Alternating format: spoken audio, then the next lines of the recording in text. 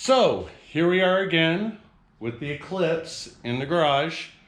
I had kicked the car out of the garage for a little bit and actually just parked my FRS in it for, a week or so, just to actually, use it for just parking. Anyway, got some things to button up on the car. I will be doing them myself because they're little things, or I think they're little things.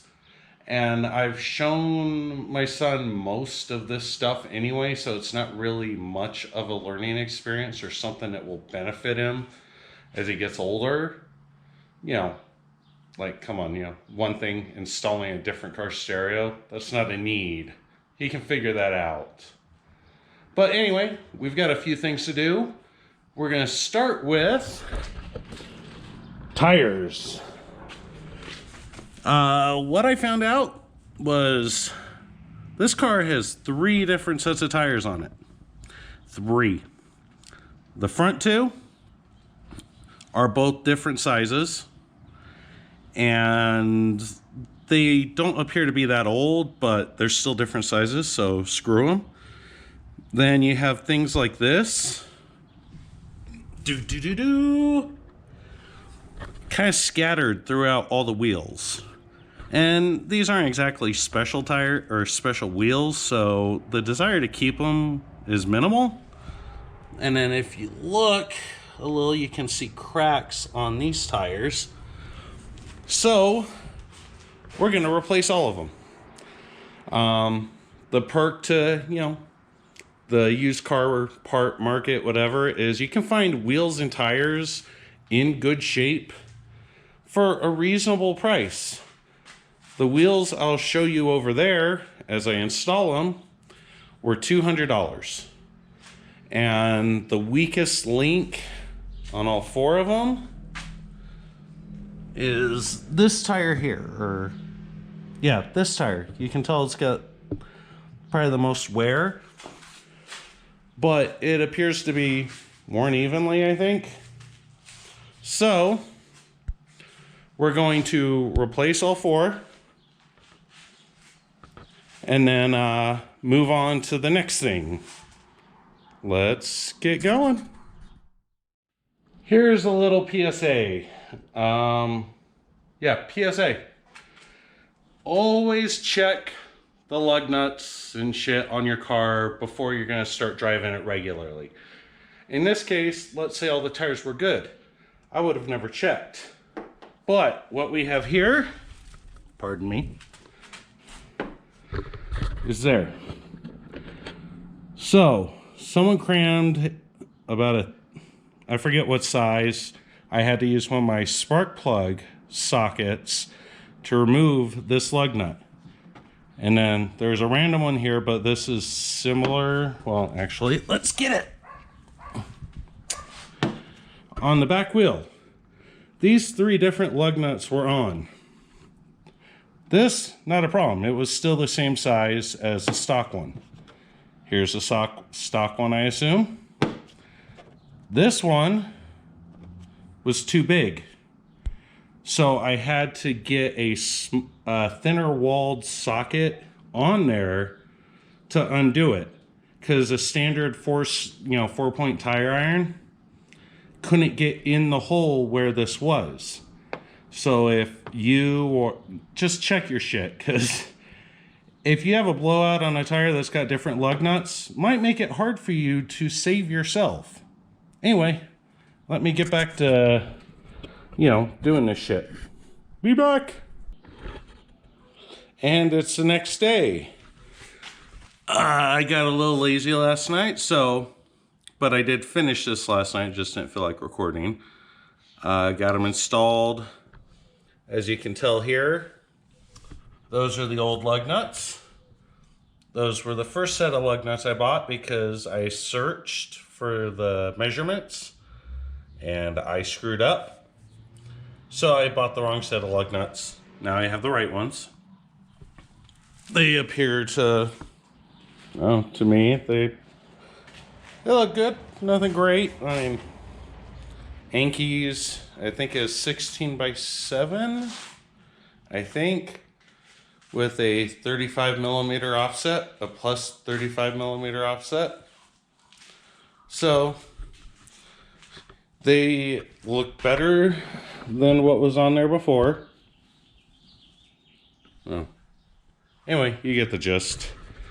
So the next thing up is the car. Well, here, let's just go down there and look. Oh, let's see if the light will work for me. Okay, you see that oil spot? I wiped everything down. It has not leaked since that I know of, which, you know, whatever.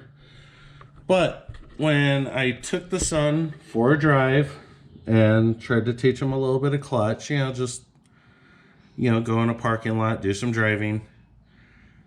It came back, we parked it, no leaks, no nothing. And then throughout the night, you know, come out and check. No leaks, no nothing. All was great. Then come out the following morning and saw a nice little leak like that. So I'm going to have to go poking around and see if I can see anything, because I had wiped down the cross member to see if it was an active leak. And this was like a week ago, or at least 4 or 5 days ago.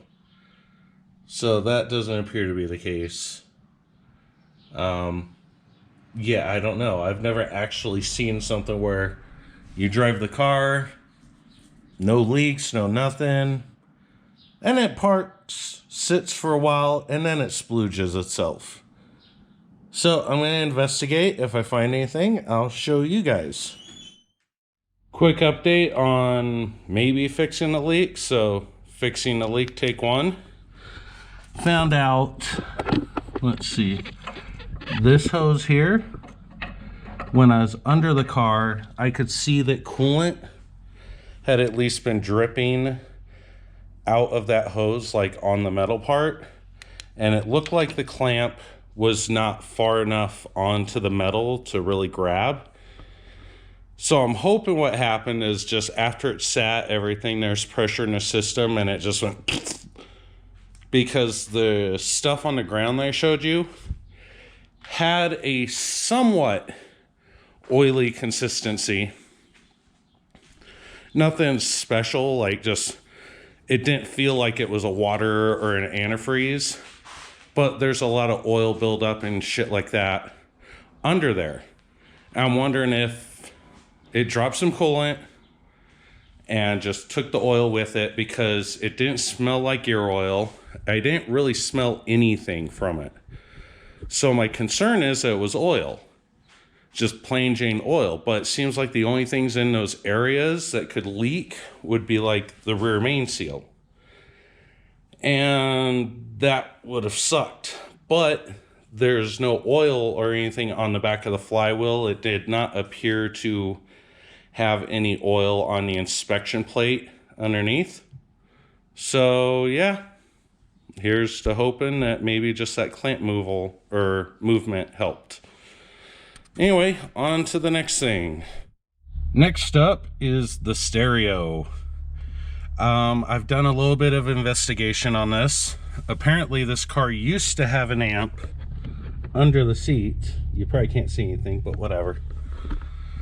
The stereo has XM. It looks like they replaced the amp under the seat with an Alpine XM, like satellite receiver or whatever. Because you can see an old plug down there that I'm guessing used to run to the speakers and everything.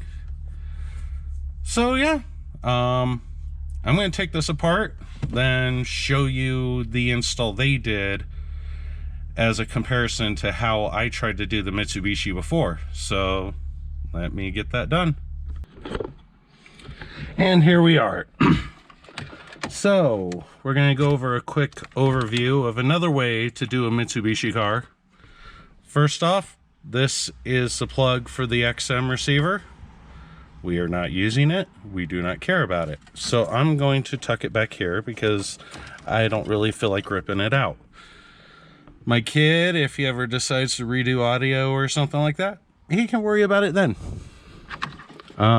Next up, So we have an adapter here, lots of plugs, yada yada. And actually, okay, there we go. I'm not quite sure what all the plugs are for or what all the wires are for, because you can see here, well, let's get my vision back. So we're loomed in to another bundle of wires right here. And it appears to have the standard colors in it. There's some purple, white, gray, green. So what this leads me to believe, kind of, because I'm still not quite sure what all this other crap is for, is that, oh, okay. No, I have no clue, actually. Okay. So, off the harness here, they terminated, well, not really terminated, but just cut everything off here that would have went to wires. And what it looks like they did here is they ran a new harness or a wiring bundle to go to all the speakers. I assume they just said screw the amp and just went all clean, which is a way to do the stereo on these cars. So I'm just going to snip all these off, put the new harness on, and go about our merry little way. So be right back. And we're done. Simple, however the hell you open it, but simple Kenwood stereo replacement, has auxiliary and USB. If we hadn't been so cheap when we bought this a couple of years ago, it would have had Bluetooth, but we didn't notice because Bluetooth was pretty cheap a couple of years ago still. But with that said, I think the car is done. There's probably still more to come. Assuming my son doesn't burn out the clutch learning it anytime soon. But, you know, it's a great day to work on the car. 4th of July, and we've got some rain. And it's actually kind of nice out though. But anyway, with that said, I think this wraps this project up. I'd like to ask what few people have made it probably this far into the video. What should I work on next? I've got the motorcycle that I would need to rebuild carbs, probably replace handlebars, some odds and ends, get it rideable. It still needs a lot of work, but it's just, what should I work on next? Because all these projects I'm going to work on. The next option is the Ford F-150. It mostly just needs paint. I might do a review of a transmission additive just because it's overfilled and it shifts hard when you're trying to push it. So I want to see if I can tone that down. So you tell me. Or the third option is the all-trap. I still need to put the other seat in, weld in the new seat rails, things like that. I also need to replace the passenger side hub. So that's more of a mechanical thing, or the last option, because I don't know if I said the last option before. Anyway, the FRS, which has some cosmetic stuff that I want to do to it. No performance because I've still got a drivetrain warranty and a car payment. So anyone who's made it this far, tell me what you'd like to see, or if you care. And until the next video, have fun. Bye-bye.